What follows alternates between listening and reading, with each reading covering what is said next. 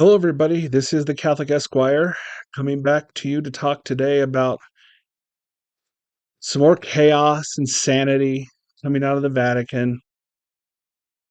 And I know traditionalists are really up in arms about all of this, and I understand why. I mean, what I'm talking about here is Francis appointing this Victor Manuel Fernandez, sometimes called Tucho Fernandez,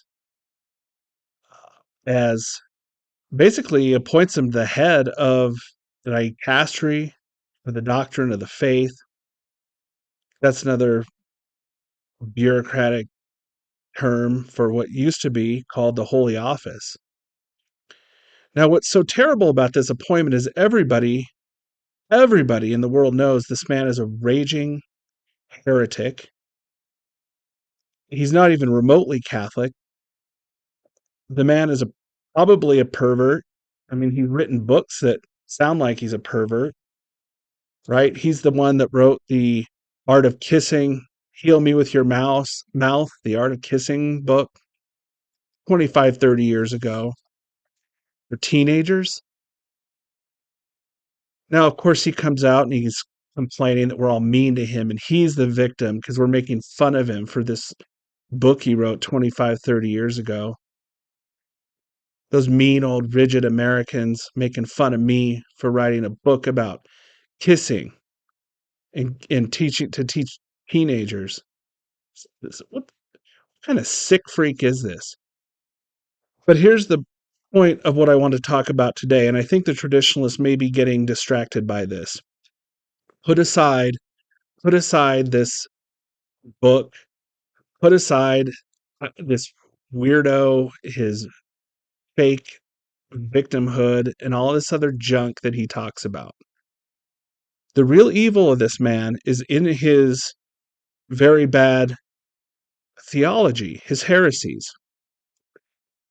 Now, there's been several articles that have come out. He's already done some interviews where he's defended himself and talks about what a great theologian he is and how smart he is, and how people just don't appreciate him enough.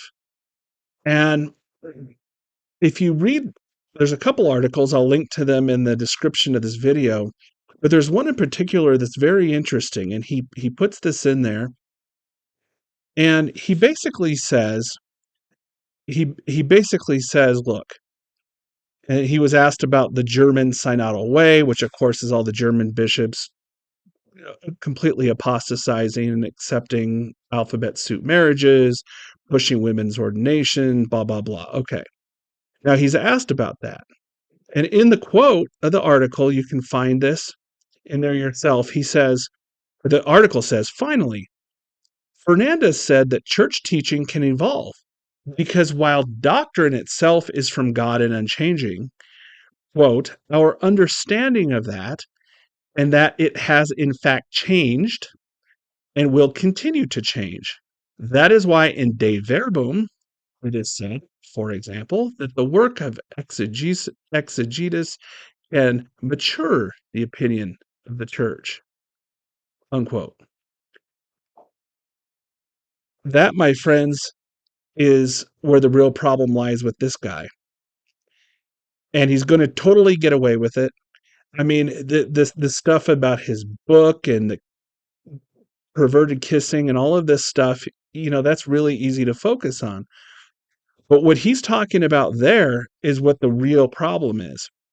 That, what I just mentioned to you about the church evolving, because doctrine itself changes and it will continue to change, that is blatant heresy. And it's heresy on its face and, of course, in the way he intends it. Now, in Vatican I, I'm going to quote from Vatican I there.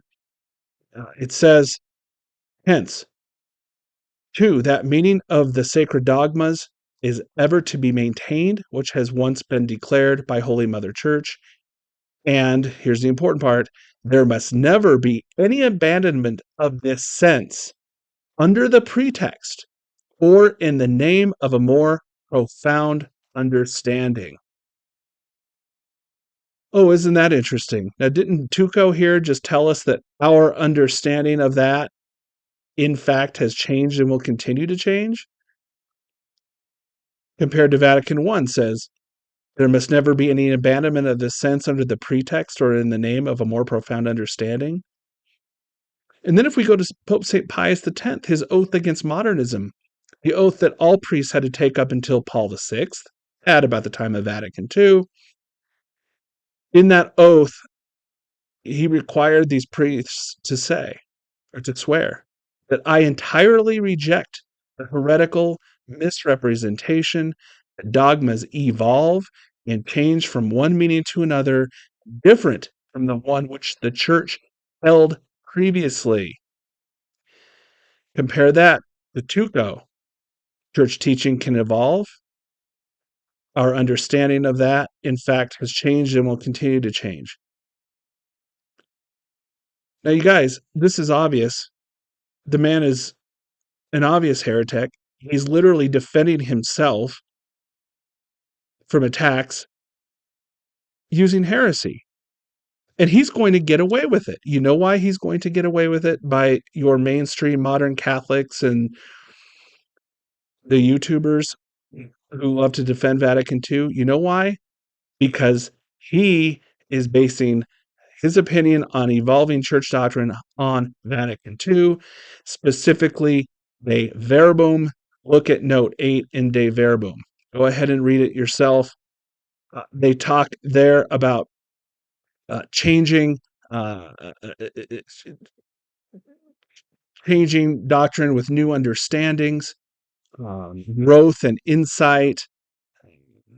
You know, De Verbum says that the contemplation and study of believers who ponder these things in their hearts, the intimate sense of spiritual realities which they experience, and the preaching of those who have received, along with their right of succession in the episcopate, the sure charism of truth. That's where this growth of insight comes from. You see, that is from Vatican II. That is what our non-friend Tuco is going to use to change. What he thinks he's going to do is change the doctrines of the church.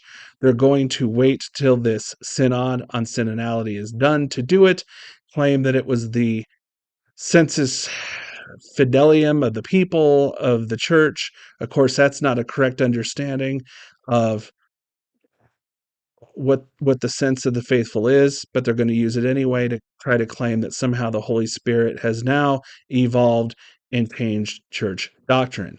And everybody's going to go along with it in the mainstream Catholic Church because they're going to say that's what Vatican II said.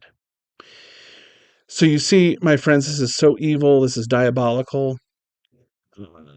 The legalists who aren't very good legalists are going to come out and try to defend this man. They're going to kind of try to come out and defend what's going to happen at this evil synod.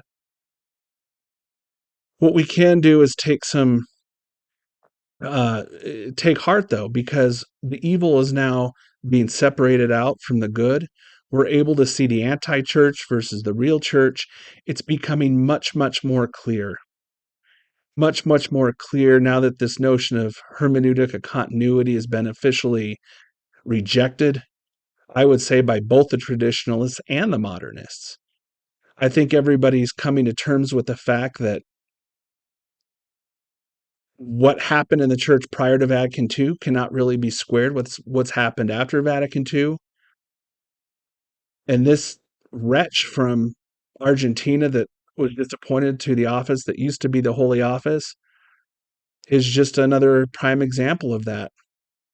And so I do think traditionalists should take heart now that it's easier to see who's where, the lines are drawn, and it will require us to take sides. I'm going to take the side of the real Catholic Church, the church and the teachings and the tradition that's been handed down to us since the apostles and confirmed century after century by the popes and taught by the popes and the real councils.